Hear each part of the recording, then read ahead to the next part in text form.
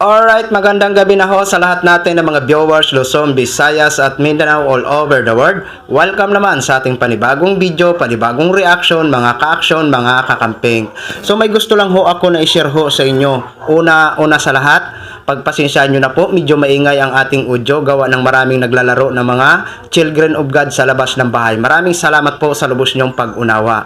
So ito nga ho, ang ating mga kababayan na mga syunga-syunga na mga DDS, na mga uto-uto na mga DDS, tuwang-tuwa ho sila dahil nga ho sa isinampang impeachment complaint laban dito kay Mr. President Bongbong Marcos. Ang tanong nga dito, uusad ba ito? Uobra ba ito? Well, titingnan ho natin mga ka-aksyon. So ito nga ho, nagbigay ng reaction ito si House Speaker Bogie D dito sa isinampang impeachment laban kay Mr. President Bongbong Marcos. Ito mga DDS ha, wag na wag muna kayong umasa. Oo, kasi masakit ho ang masaktan, di ba? Tulad ng inyong mga panawagan nung last year na Bongbong resign, BBM resign, BBM bumaba ka na dyan, na hindi naman umubra. Oo. Eto nga sigurong isinampang impeachment laban kay Mr. President Bongbong Marcos. Sus, naku ho. Ewan ko na lang kung uobra ito. Malabo pa ito sa sabaw ng pusit mga DDS. Kaya wag po kayong umasa. Ito, basahin po muna natin ito mga ka-action.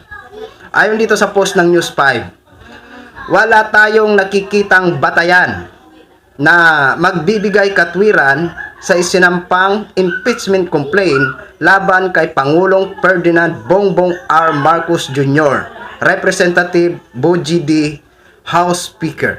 Yan po ang naging reaction, ha? Yan po ang naging reaction ni House Speaker.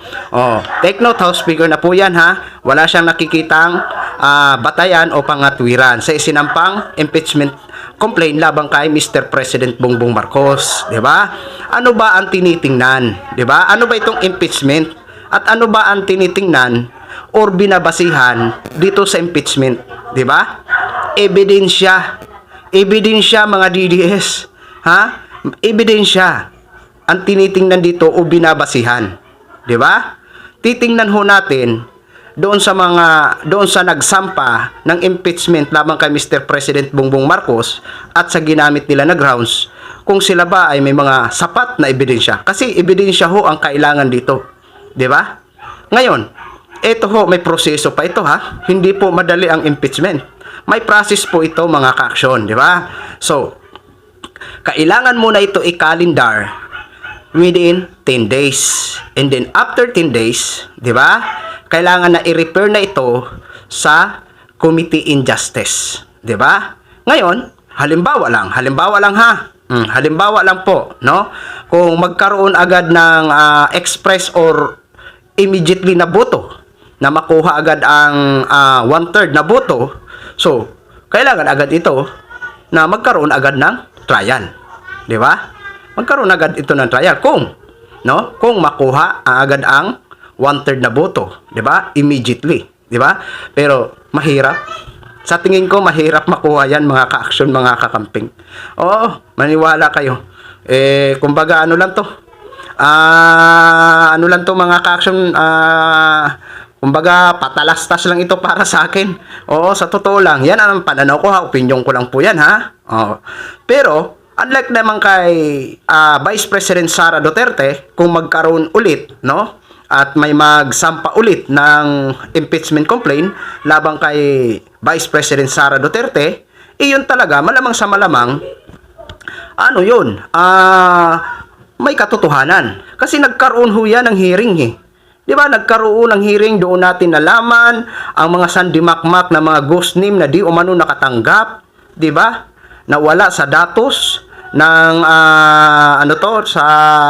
wala sa datos ng NSO, di ba? Yung pa yung mga di umanong back account. Yun, di ba? Kasi kung magkaroon ulit ng impeachment laban kay Vice President Sara Duterte, doon na yun ipipresent ng mga prosecutor at yun ang dapat sagutin ni Sara Duterte, di ba? Dito kay Mr. President Bongbong Marcos, itong mga ginamit nila na grounds, isa na nga dyan, kung hindi ako nagkakamali, correct me if I'm wrong, ang pag-suko daw ng Pilipinas dito kay dating Pangulong Duterte. Sus Marios. Malabo. Na ano naman yun? Nasa proseso naman yun, di ba? Kaya dito kay Mr. President na sinampang impeachment laban sa kanya, ano lang to mga ka-action.